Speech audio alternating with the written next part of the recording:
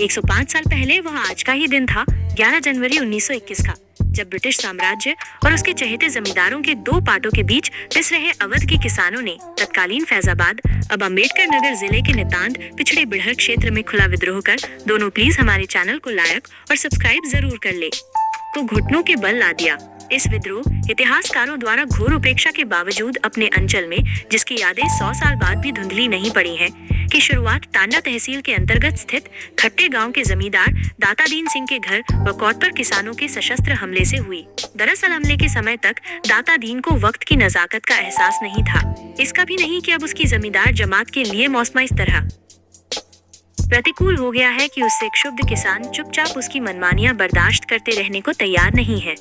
कारण ये कि अवध किसान सभा द्वारा कुछ ही दिनों पहले दिसंबर 1920 में अयोध्या में किए गए शक्ति प्रदर्शन ने न सिर्फ उन्हें उनकी शक्ति याद दिला दी, बल्कि इस विश्वास से भर दिया है कि अपनी पर आ जाएं तो वे अत्याचारी जमींदारों को भरपूर सबक सिखा सकते हैं।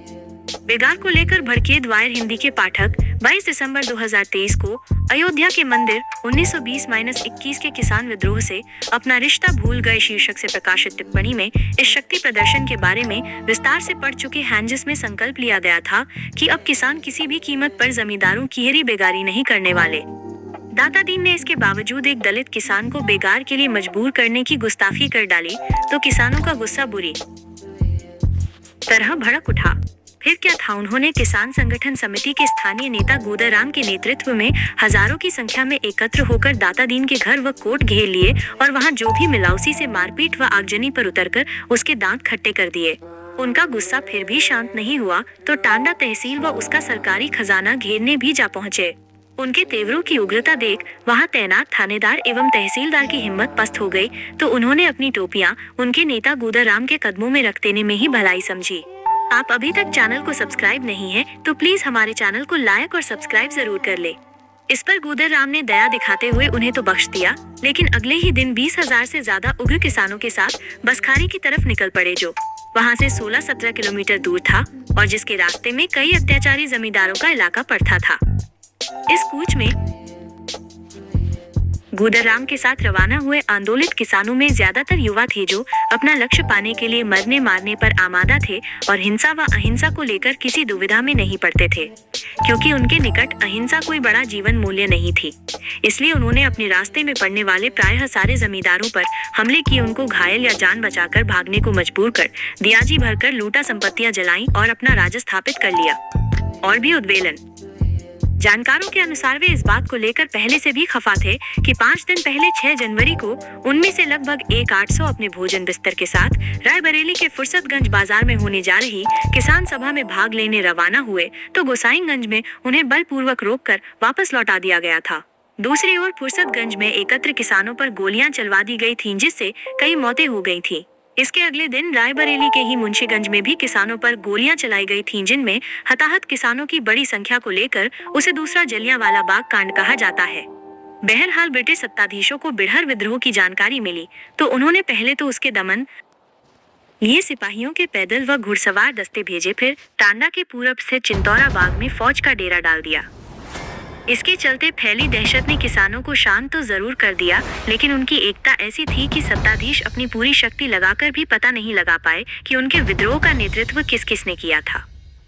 जवाहरलाल नेहरू पहुंचे, इसका पता उन्हें अगली 27 जनवरी को तब चला जब कांग्रेस के नेता जवाहरलाल नेहरू अकबरपुर होते हुए टांडा पहुंचे और चिंतौरा बाग में किसानों की सभा की। दूर दूर से कोई 50-60 हजार किसान सभा में उनको सुनने आए तो उन्होंने आंदोलन में अहिंसक न बने रह पाने और लूटपाट व आगजनी करने को लेकर उनको आड़े हाथों लिया और कहा कि बेहतर होगा कि वे ईमानदारी से अपना गुनाह कबूल कर उसकी सजा भुगत लें। इस पर सभा में आए अनेक किसानों ने पुलिस अफसरों के सामने ही हाथ ऊपर उठाकर विद्रोह के दौरान हुए उपद्रवों में अपनी सक्रिय भूमिका स्वीकार कर ली। जैसा कि बहुत स्वाभाविक था, इस स्वीकार के आधार पर सभा खत्म होते ही ब्रिटिश पुलिस ने उनकी गिरफ्तारियां शुरू कर दी। थानेदार के साथ 12 अंग्रेज घुड़सवार अकेले गूदराम को पकड़ने आए और कुल मिलाकर 1000 से ज्यादा किसान पकड़े गए।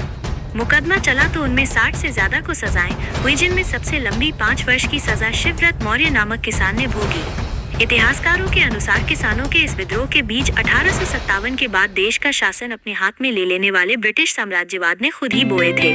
चूंकि 1857 के स्वतंत्रता संग्राम में इन किसानों की बड़ी भूमिका थी, इसलिए उसकी सजा के तौर पर साम्राज्यवाद ने उन पर जमींदारी की क्रूर प्रथा थोप दी थी।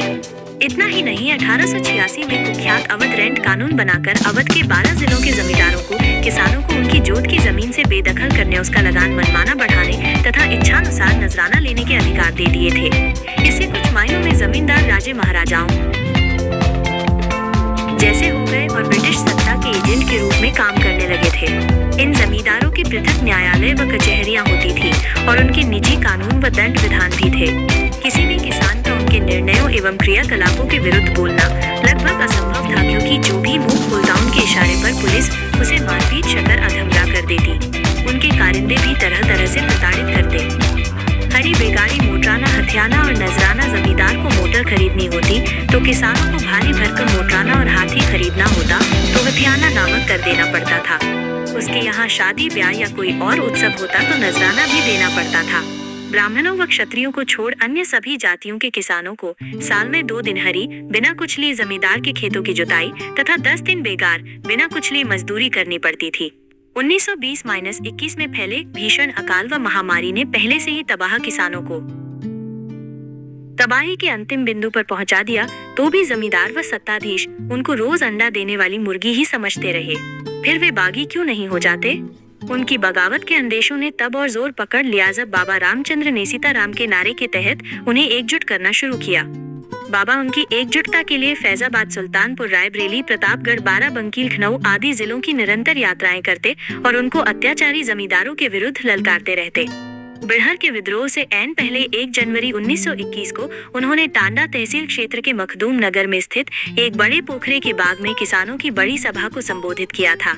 सभा का मंच एक खटोले छोटी चारपाई को रस्सी के सहारे पेड़ से लटकाकर बनाया गया था। बाबा ने उस पर चढ़कर किसानों का आह्वान किया था कि उनमें से किसी के भी ऊपर कोई अत्याचार हो तो वह सीताराम का नारा लगाए और जो भी वो नारा सुने तुरंत सहायता के लिए दौड़े। इसके अगले ही दिन 2 जनवरी